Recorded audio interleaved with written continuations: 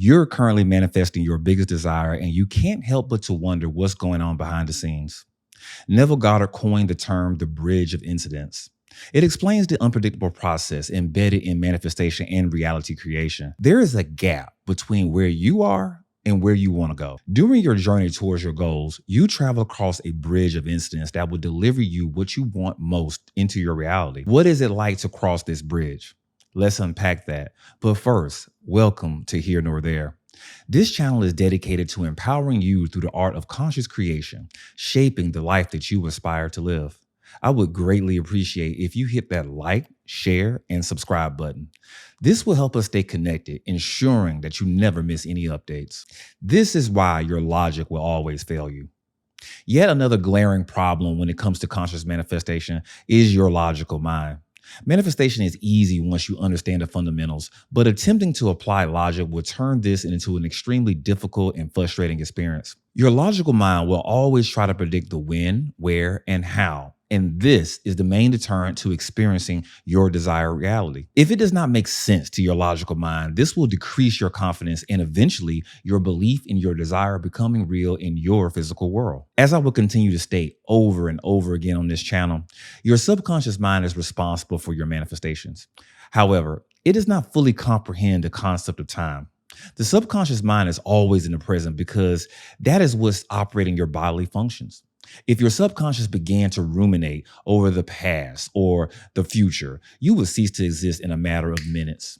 Think about it for a moment. Do you know how to breathe?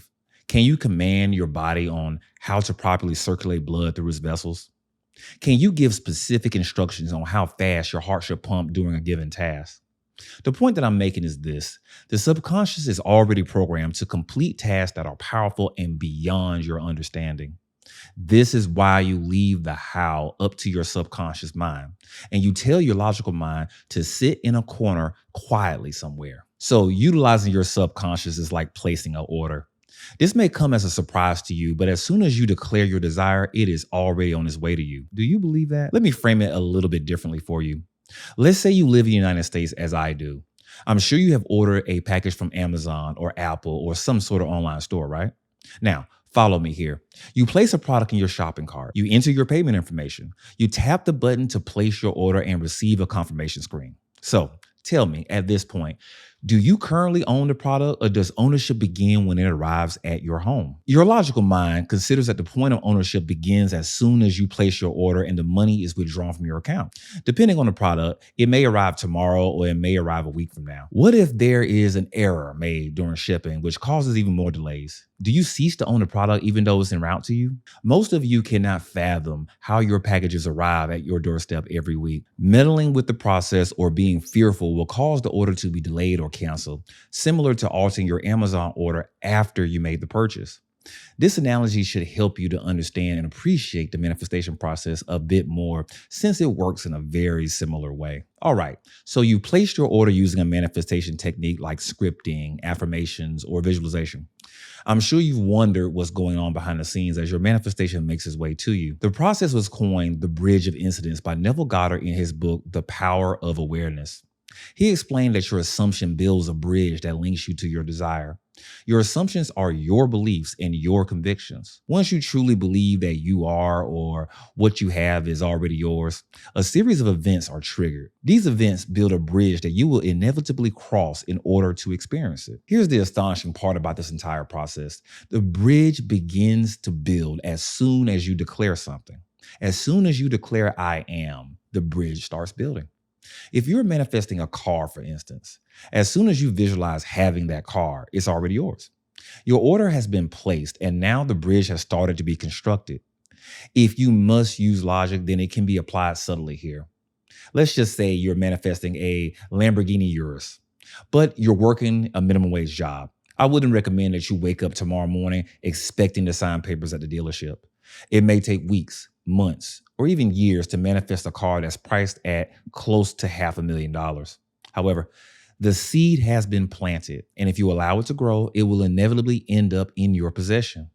I specifically refer to cars in this instance because I speak from personal experience. I manifested my dream car in just 1 year. I studied what the interior of the car felt like. For a couple of evenings, I entered into SATs just before I went to sleep and envisioned myself gripping the steering wheel. Once I reached a point to where I was satisfied, I drifted off to sleep. The bridge began to build at that point. Before I knew it, a series of events began to align to help me generate enough money to earn the car. I received job offers and promotions. Eventually, I parted ways with my previous car solely because of long term travel plans that would take me abroad for an extended period of time. So, when I returned from my trip, a series of events began to happen. I found myself at the car dealership purchasing the very car I had visualized a year prior. In fact, it was at a higher performance tier of the very same vehicle that I visualized, and I wasn't even aware of it when I imagined it. So the bridge of incidents led me to a better version of what I wanted and what I experienced in my mind. So just like the Amazon analogy that I proposed earlier, the process of owning my dream car began when I placed the order through my SATS experience. Once I reached the end, I looked back over the events of the previous months and realized that I had already secured the finances to have the car 6 months prior. It was just my choice to buy it when I did. This is how it worked for me, and this is how it worked for you. Your story will be no different. Maybe someone will give you a car, purchase it for you, or you'll win it in a raffle. There are infinite possibilities. While you wait for your order to process, remain calm and relax. Enjoy your life, and you'll be able to look back when it's all said and done and see how the bridge was built. Now, you may be thinking that it's easy to manifest material objects, but what about love? It works the same exact way. If you aspire to manifest your lover, as soon as you declare it in your mind, it is already yours. However, during this process, most people become fearful that it won't arrive. They start to obsess and meddle with the manifestation. It's a little bit easier to do so when it comes down to love, right? You start to over communicate. Maybe you're giving ultimatums. Maybe you're begging or you're being needy. This is the equivalent of hitting the metaphysical cancel button on your desires. You will not know how the bridge of the incidents will play out in order to bring you your love. Let's imagine that you see your SB hooking up with a third party. Although you affirm thousands of times and visualize somehow, the opposite manifested. You see them smiling and having fun with the new person all over social media without a care. Instead of panicking, you take a break from social media and you focus on living in the end. Now, let's stop here and realize what's going on behind the scenes. Your desire may have triggered an event to where your SP met that third party. They hit it off and immediately started a romance that was doomed from the start. Within a month, their passion turns to frustration. Your SP begins to realize that you are actually their type of person, that they were more comfortable with you, that they had more fun and fulfilling times with you, that your habits were nowhere near as annoying as that third party. After about a month, the SP comes to you ready to commit and love you more than you could have ever wished for. Because you didn't meddle when you saw the third party enter the scene, you allowed the bridge to build to you and your person. So some of you may cringe at this example. The thought of your SP with someone else is triggering, I know, right?